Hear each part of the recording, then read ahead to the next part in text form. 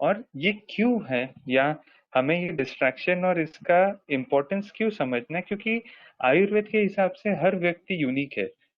हर व्यक्ति की एक अलग प्रकृति, एक कॉन्स्टिट्यूशन है, और उस हिसाब से ये हर बंदा यूनिक है।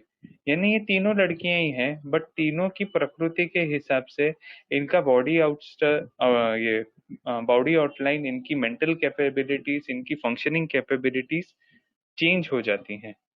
और उसका एक बेस्ट एग्जांपल मैं आपको यहाँ पे दिखाऊंगा कि प्रकृति के हिसाब से, क्योंकि आज हम बच्चों की कंसंट्रेशन, फोकस और डिस्ट्रैक्शंस के ऊपर बात कर रहे हैं, तो बच्चों के प्रकृति के हिसाब से चेंजेस क्या हैं, और ये समझना इसके लिए जरूरी है, क्योंकि आपका बच्चा क्या है, ये जब तक हमें समझ में नहीं आएगा, हमें ये प्रॉब्लम सॉल्व करनी नहीं जमेंगी।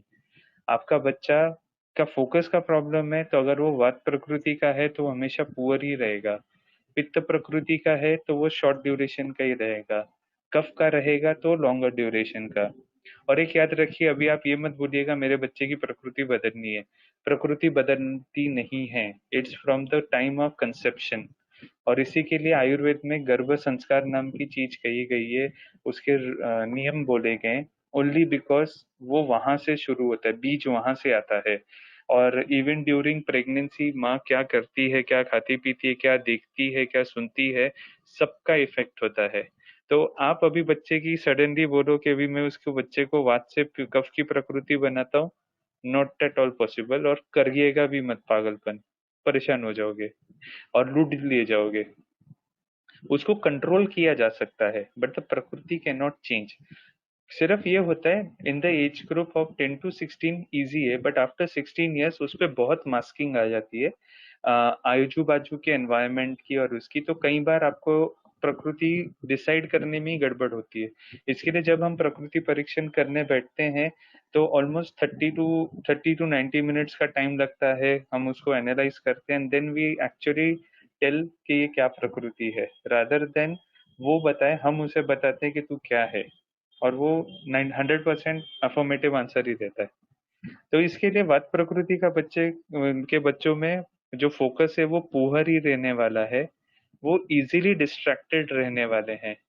वो हर दूसरी चीज को उनका अटेंशन जल्दी जाएगा, मतलब बाहर किसी ने हॉर्न बजा दिया तो वो उधर देखेंगे, या आपने गलती से आपका फोन बज गया तो वो उधर देखना शुरू हो जाएंगे, या उनका ध्यान दूसरी तरफ रहेगा। डे ड्रीमर ये बहुत बड़े होते हैं। पर इनकी एक खासियत होती है, किसी भी चीज को जल्दी ग्रास्प कर लेते हैं। इनको आप कुछ भी सिखाने जाओ, ये जल्दी से ग्रास्प करते हैं, बट इनकी मेमोरी, रिकॉलिंग मेमोरी बहुत पुअर होती है। तो 2-3 दिन में आप वो काम करा लो तो अच्छा है।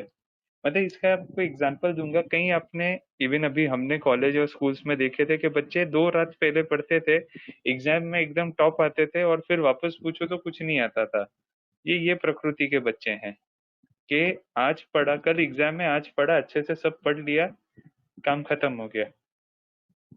और इसी के लिए इनका, क्योंकि ये बात प्रकृति वालों को रिकॉल वैल्यू सब अच्छा है, इसके लिए परसिस्टेंट भी नहीं रहते हैं। एंड ये स्मार्ट वर्क नाम की कंसेप्ट तो बिल्कुल इजीली नहीं कर सकते, मतलब ये इनकंसिस्टेंट होते हैं, करेंगे छोड़ेंगे, करेंगे छोड़ेंगे। आप अगर देखोगे तो ये ऐसे कई आपने बच्चे भी देखे होंगे कि कुछ दिन के लिए कुछ चीजें अचानक बहुत इंटरेस्ट दिखाते हैं और फिर सब छोड़ देते हैं। ये इस कैटेगरी के बच्चे हैं। और वही पित्त कैटेगरी के बच्चे क्या होते हैं कि शॉर्ट ड्यूरेशन के लिए फोकस रहता है, बट जितना भी रहता है वो अच्छा रहता है। और अगर आप इनको, इनका अटेंशन चाहिए तो इनको कुछ लॉजिकल चीजें दिखाओ। इनको इलॉजिकल चीजें दिखाओगे ना तो ये आपकी कभी सुनने ही नहीं वाले हैं। कि वो देखो वो डॉगी आ गया, वो ये करता है, जैसे छोटे बच्चों को हम छेड़ते ना, या फिर ये कर लोगे तो तुझे ये मिलेगा। उसको पता होता है उसको आप लोग कुछ नहीं देने वाले हो, तो वो उस पंगे में नहीं फंसता है। उसको लॉजिकली समझाओ कि उसके लिए क्यों बेनिफिशियल है, उसको इसका क्या बेनिफिट होने वाला है, तो वो समझता है और वो करता भी है उसे। इनकी ग्रास्पिंग क्विक होती है, रिकॉल वैल्यू अच्छा होता है, लॉन्ग टर्म मेमोरी एवरेज होती है। मतलब ये 1-2 साल पहले तक का कुछ आपको समझा सकेंगे, बट 5-7 साल पहले जो स्कूल में पढ़ा हो उसको अभी रिकॉल करना या कनेक्टिंग द डॉट्स करना, ये इनके बस का नहीं है। But these are the most sharp people. और ये इमीडिएटली किसी भी चीज को समझ सकते हैं। इनकी मेमोरी बहुत शार्प रहती है। मतलब वो डिबेट या एजुकेशन वाले ये लोग हैं। यहाँ पे इनका मेमोरी ऐसे काम करता है, आपने कुछ बोला नहीं कि उसका क्रॉस आंसर, क्रॉस क्या बोलते हैं, क्रॉस वेरीफाई करके वो आपको जवाब भी दे देगा। एंड ये सबसे बेस्ट मार्क वर्कर्स हैं। इनके अंदर फिजिकल एबिलिटी से ज्यादा मेंटल एबिलिटी बहुत शार्प रहती है। और इसी के लिए ये लोग आपको कभी भी इंस्टेंटली कोई भी काम का इजीएस्ट वे बता सकते हैं। तो इन बच्चों को, सॉरी, इस टाइप के बच्चों को आप अगर देखेंगे तो मोस्ट ऑफ द टाइम ये इस क्लास के टॉपर्स में से गिने जाते हैं। बट इनका ये रहता है, ये इतने परसिस्टेंट नहीं रहते हैं। और ये लोग जो हैं ये आपको यूजुअली लीडरशिप क्वालिटी वाले दिखाई देंगे, हमेशा टॉप मोस्ट वाले, एग्रेसिव काइंड ऑफ, ये हमेशा ऐसे टाइप के बच्चे रहते हैं। और वही ऑन द अदर हैंड कफ प्रकृति वाले कैसे हैं, ये जल्दी फोकस नहीं करते हैं। मतलब इनको ना ऐसे खींचना पड़ता है कि बाबा पढ़ ले पढ़ ले पढ़ ले, पढ़ेगा भी तो मन नहीं लगाएगा। बट एक बार इन्होंने मन लगा लिया कि वहां बाहर भूकंप आ जाए, बॉम्ब फट जाए, ये हिलते नहीं है, ये जल्दी डिस्ट्रैक्ट नहीं होते हैं एक बार अपने वो जोन में चले गए तो। और इनकी एक खासियत रहती है कि जब तक ऐसे गले तक ना आ जाए ना, ये कोई काम नहीं करते। वो उसकी अर्जेंसी आने तक ही उसको इग्नोर करते हैं। मतलब एग्जाम है, पढ़ना है, हाँ अच्छा है, पर चल अभी नहीं, बाद में ये कर लेता हूँ वो करता हूँ। एंड फिर जब एग्जाम के 5 दिन रहते हैं तो ऐसा पढ़ते हैं कि बस अभी आगे पीछे भूख प्यास कुछ सब भूल जाते हैं। एंड वो उस पर काम करते हैं। इनकी ग्रास्पिंग स्लो रहती है। ये बार बार रिवीजन वाले बच्चे होते हैं, इनको बार बार उस चीज की रिवीजन लगती है। बट एक बार इनके यहाँ बैठ गया ना, तो ये मरते दम तक आपको उधर का रेफरेंस और क्रॉस रेफरेंस सब कुछ बता सकते हैं, क्योंकि इनकी मेमोरी बहुत स्ट्रांग होती है और इनका recall value, long term memory the best है। इसी के लिए थोड़ा भले टाइम लगता है लर्न करने को, बट हमेशा के लिए वो हो जाता है।